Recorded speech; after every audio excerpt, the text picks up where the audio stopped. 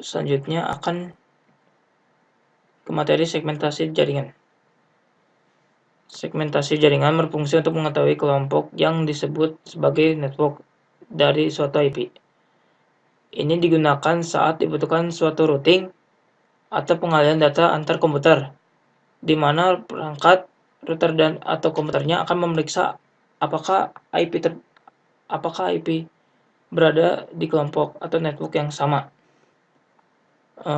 Terus broadcast domain adalah sekelompok peralatan jaringan di segmen yang sama yang mendengar paket broadcast yang dikirim di segmen itu. Broadcast dikelompokkan berdasarkan area kerja logika. Perbedaan antara hub, bridge, switch, dan router. Hub menciptakan sebuah cohesion domain dan sebuah broadcast domain. Bridge memisahkan cohesion domain tetapi menciptakan satu broadcast domain yang besar. Mereka menggunakan alamat perangkat keras untuk menyaring paket jaringan. Switch memisahkan cohesion domain tetapi menciptakan sebuah broadcast domain yang lebih besar secara default. Switch menggunakan alamat perangkat keras untuk menyaring paket network. Router memisahkan broadcast domain dan cohesion domain dan menggunakan logika untuk menyaring paket network.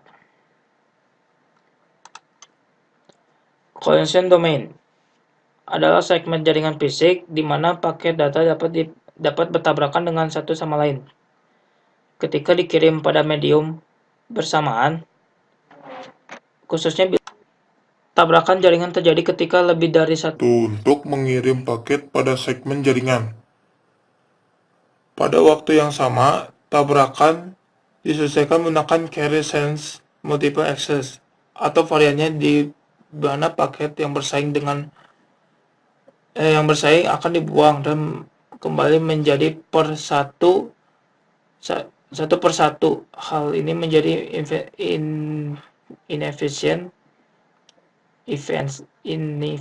inefisiensi dalam jaringan. Lalu perbedaan broadcast domain dan cohesion domain.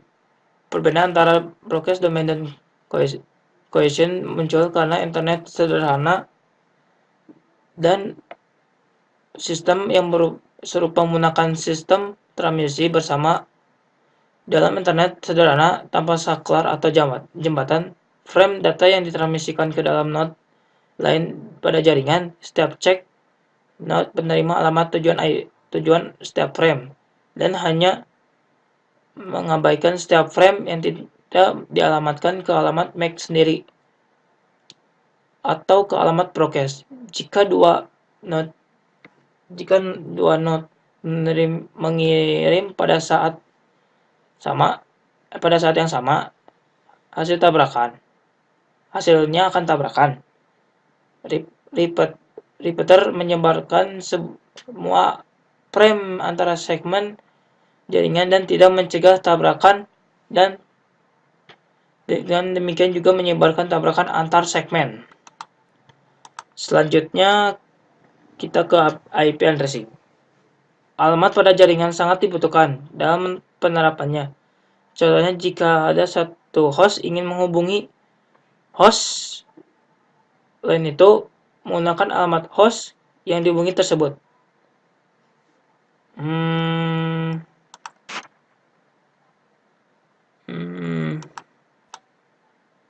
Selanjutnya saja ya, kita ke subnetting. Subnetting merupakan teknik memecah network menjadi beberapa subnetwork yang lebih kecil.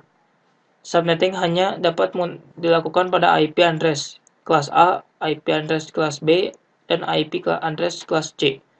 Dengan subnetting akan menciptakan beberapa network tambahan, tetapi mengurangi jumlah maksimum host yang ada di dalam tiap network tersebut.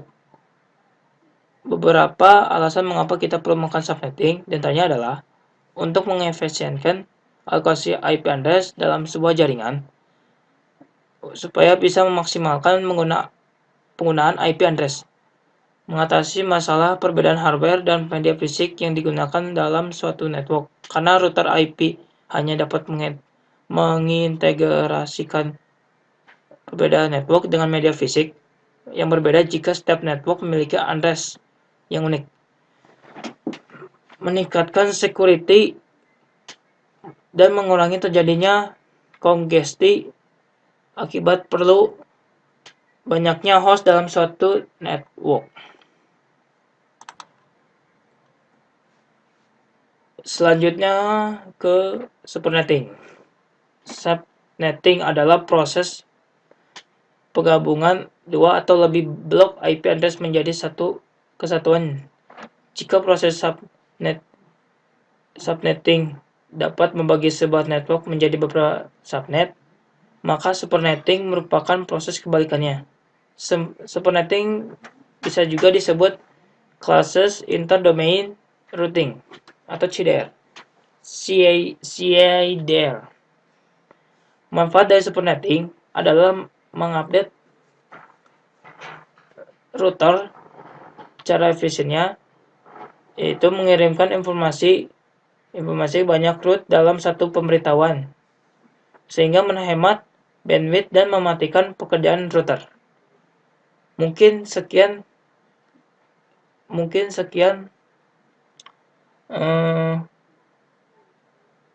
presentasi saya tentang materi semester 1.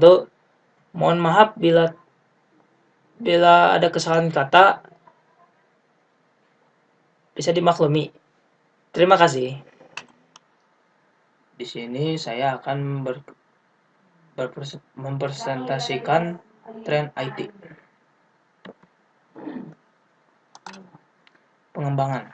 Sekarang teknologi sudah canggih dan perkembangan teknologi pun semakin pesat. Karena dengan adanya informasi, sekarang teknologi menjadi canggih. Seperti HP.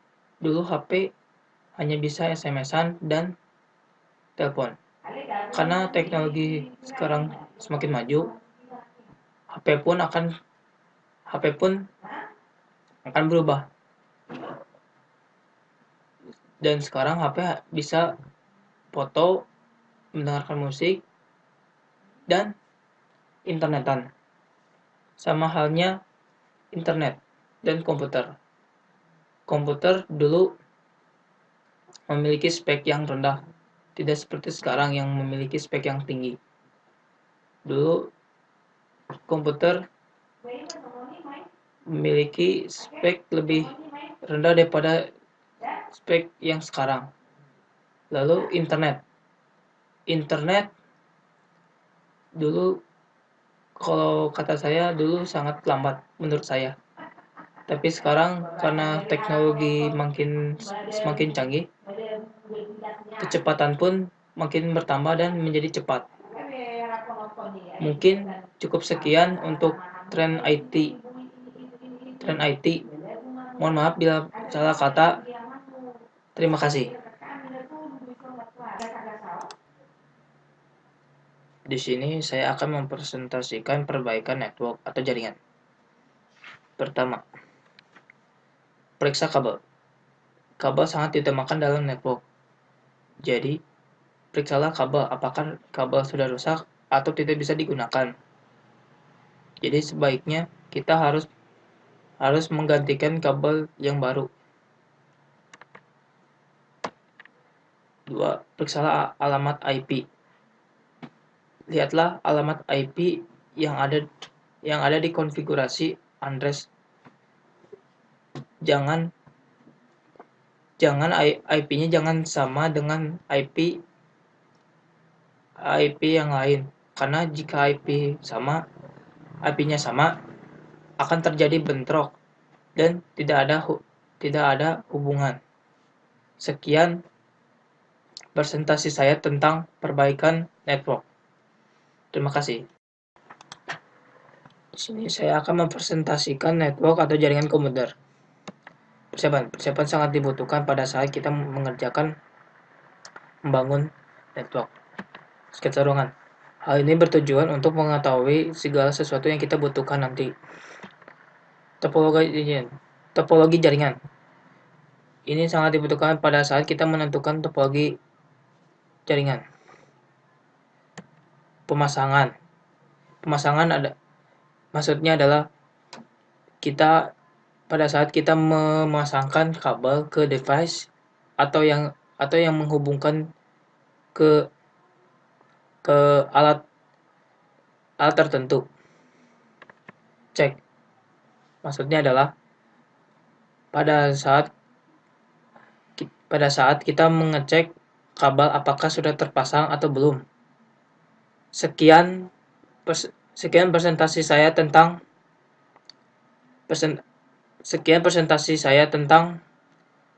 membangun network atau jaringan.